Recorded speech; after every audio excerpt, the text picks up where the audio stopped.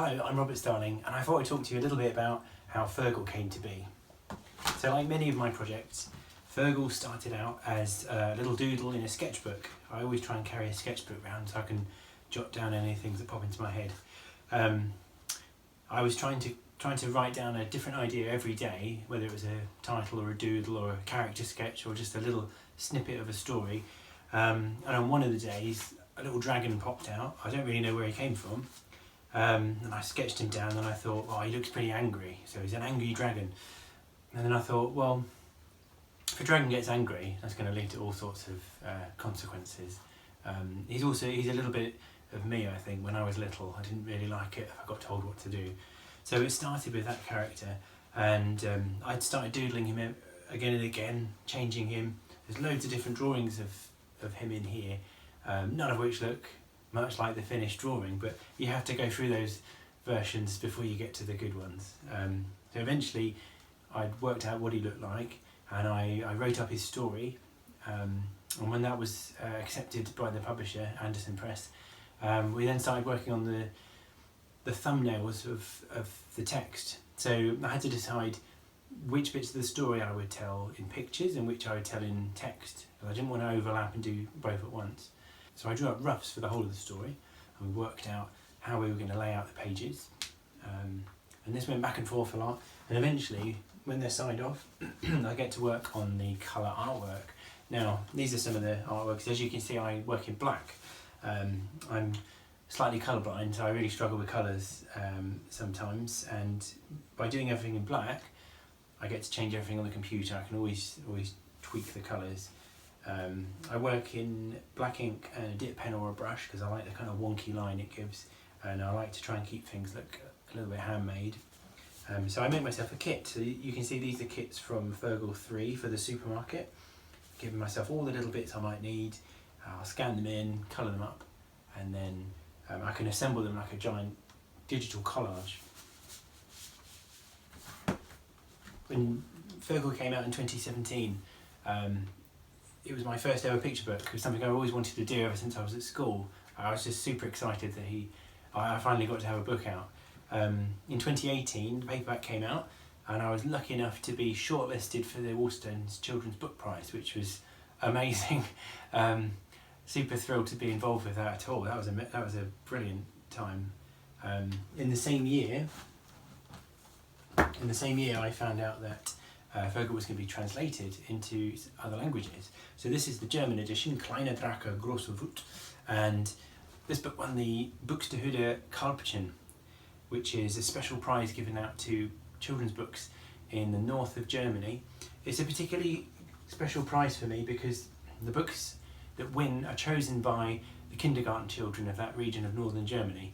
So I was lucky enough to be invited over to come and accept my prize, including this calf puppet. Now he now lives in this room. For Fergal's second adventure, Fergal and Fix, I decided to take him to a different environment. So we've been in the town, and then I thought it'd be a good chance to take him out into the wild. So I really love the outdoors, and I love outdoor learning and forest schools. So I came up with this idea that he'd go to a dragon camp, and then he could meet other dragons. He's not really hung out with dragons before.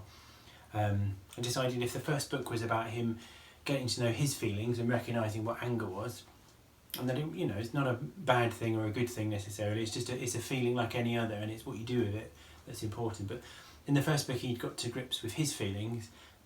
In the second book he'd have to get used to the idea that other people have feelings too, and you can't always see them on the surface.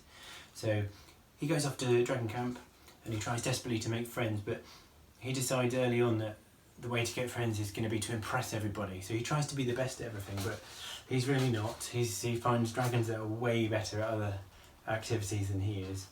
But during the story, he learns that all he needs to try and do is just be himself, shine out really clearly as a little Fergal, and other people will see the best in him.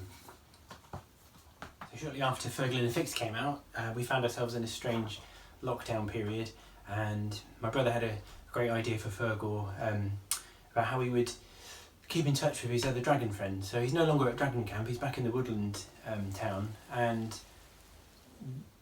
we decided that a great way for the dragons to communicate would be with these smoke signals. So even though the dragons are really widely spread apart, they can keep in touch with each other with their smoke signals, and that's where that came from. So this is just a mini book, a tiny little story about keeping in touch, about how we're all still connected even though we're distanced and apart from each other.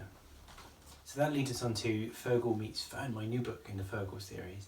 So I wrote this book when I just found out that I was going to have a little daughter, my first child, and so I was thinking about babies and little ones, and I thought that would be a great challenge for Fergal to have a little sister to contend with, and how he reacts to that.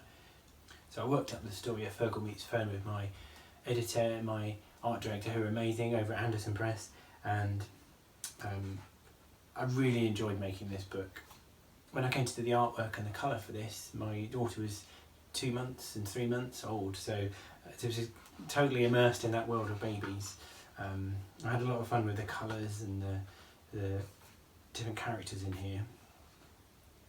Got to delve a bit more deeply into Fergal's world, and we get to see Fergal as a little toddler himself, and we get a little glimpse into what his life was like as a little tiny toddler.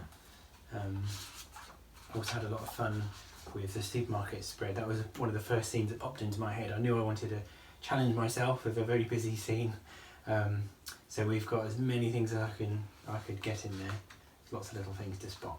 You'll see a few cameos in this spread as well if you look closely. There's my neighbour's cat and my dog that we used to have. They're both in there, and there's another character in there you might be able to spot. There you go. It's just a little look at how I go about making the Fergal books. I don't know where he might go next, but hopefully he'll get some more adventures down the line. Anyway, thank you for listening and take care. Bye.